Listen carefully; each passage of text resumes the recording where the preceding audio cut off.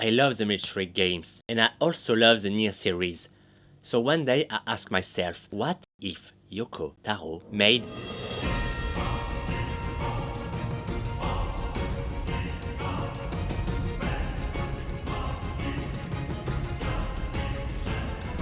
夢、実際に起きた悲劇のプレイバックを見ていたようだ。あのハイパービーム、そう、ベビーが与えてくれた力によって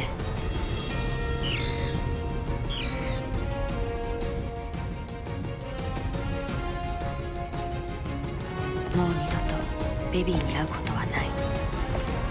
決して。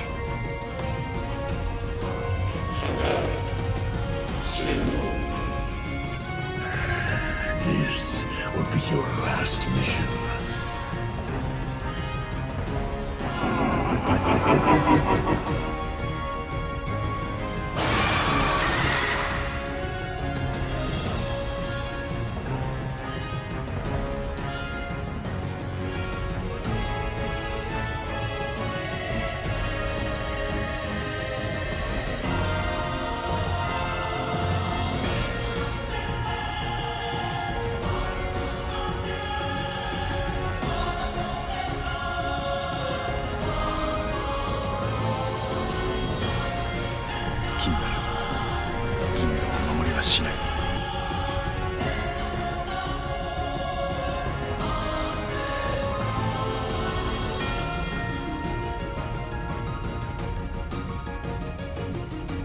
Be still. At first, it sounds like a strange combination. Metroid is a lonely sci-fi adventure built around exploration, while NieR is an emotional action RPG full of philosophical questions. But the more I thought about it, the more I realized these two franchises actually share a surprising amount of DNA. Let's start by comparing them. Samus Aran, 2B and Kaine are incredibly athletic warriors who fight against hordes of enemies, but beyond that, they are deeply traumatized characters shaped by painful pasts. Their strength doesn't erase their vulnerability, it exists because of it.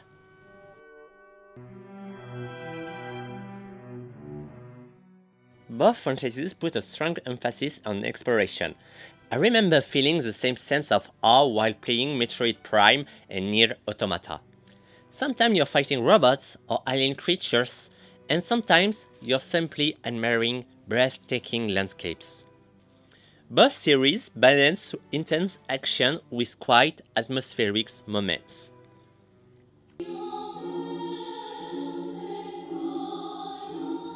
Another similarity is how both franchises constantly challenge the player's understanding of the world.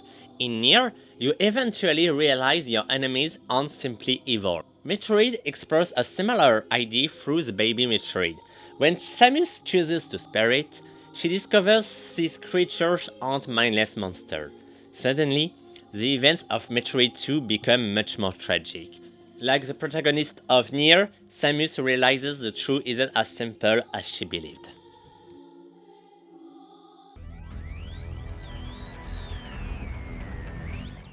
Both franchises are fascinated by ancient civilizations and forgotten myths. As you progress, you slowly uncover the history of long-lost races, mysterious technologies, devastating wars, and genocides. Their worlds feel ancient, and discovering that hidden history is one of the most fascinating parts of both theories.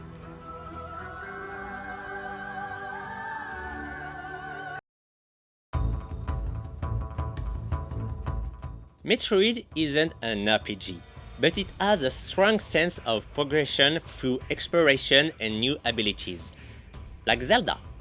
NieR focuses more on RPG mechanics, NPCs, and side quests. Despite those differences, both franchises combine fluid combats with rewarding exploration. They're different games, but they share a similar philosophy. So, if this series already have so much in common, what would Yoko Taro actually bring to Metroid? You're mine. Before we go any further, there's one important thing I'd like to clarify. I don't think Yoko Taro should direct the next mainline Metroid game. Metroid has its own identity, and I wouldn't want to replace that. Instead, I imagine this as an alternate universe spin-off, a standalone what-if project that gives Yoko Taro complete creative freedom while leaving the main series untouched. That way, he could experiment with Metroid themes, characters, and storytelling without being constrained by the existing timeline. So with that in mind, here's what I think a Yoko Taro Metroid could look like.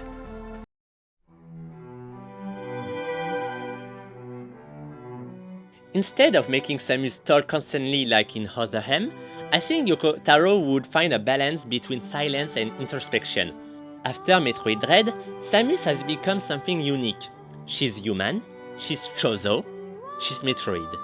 What does that make her? Would she still consider herself human?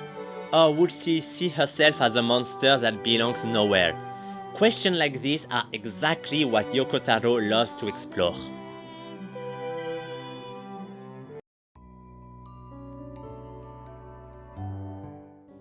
Metroid fans are divided whenever NPCs appear.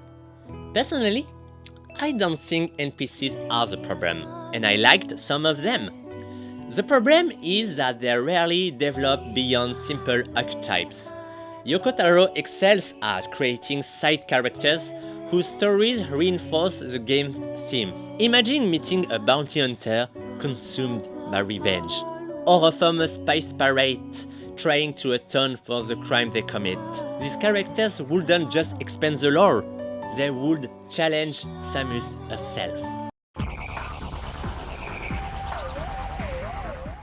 The Federation has never been entirely innocent. Fusion and Other M already hinted at secret experiments and illegal bioweapon research. Yoko Taro will probably push this idea much further. After Dread, Samus herself has become the galaxy's ultimate biological weapon. Maybe the Federation will no longer see her as a hero. Maybe they will see her as something to control, or something to dissect.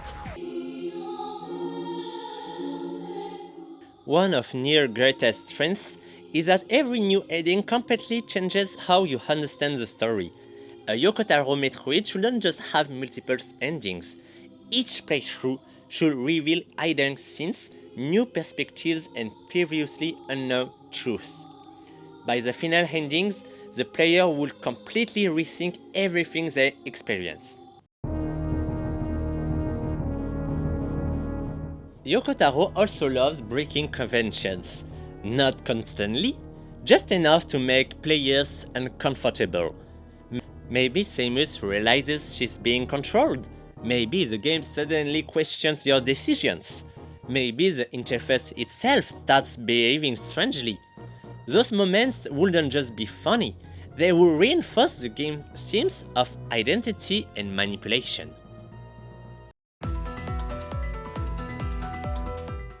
One of the celebrated aspects of the NieR games is Keiichi Okabe's incredible soundtrack. His music often features haunting female vocals combined with emotional orchestral arrangement, creating a unique atmosphere that's both beautiful and melancholic.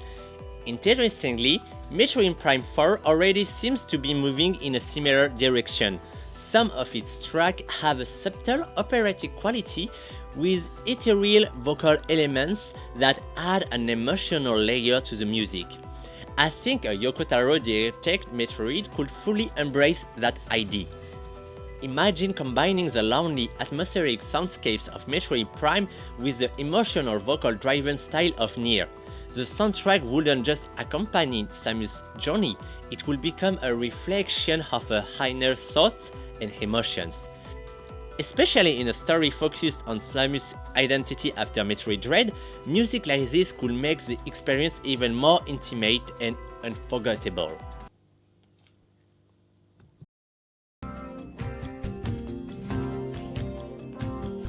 If this game features NPCs, it would also need meaningful side quests. In NieR, side quests aren't fillers, they're emotional stories about loss, sacrifice, hope, and regret.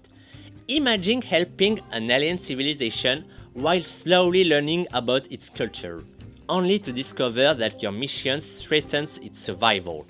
Those quests wouldn't just make the world feel bigger, they would make it feel worth protecting. Is that all? Would Nintendo ever let Yoko Taro direct a Metroid game? Probably not. And honestly, I don't think he should make a mainline Metroid.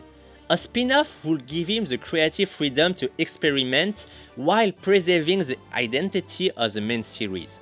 Because I don't think Yoko Taro will turn Metroid into NieR, he will simply reveal questions that were already hidden inside Metroid all along. Thank you for watching this video. Don't hesitate to leave a comment and tell me if you think it's an interesting idea to have a Metroid game made by Yoko Taro. Thank you!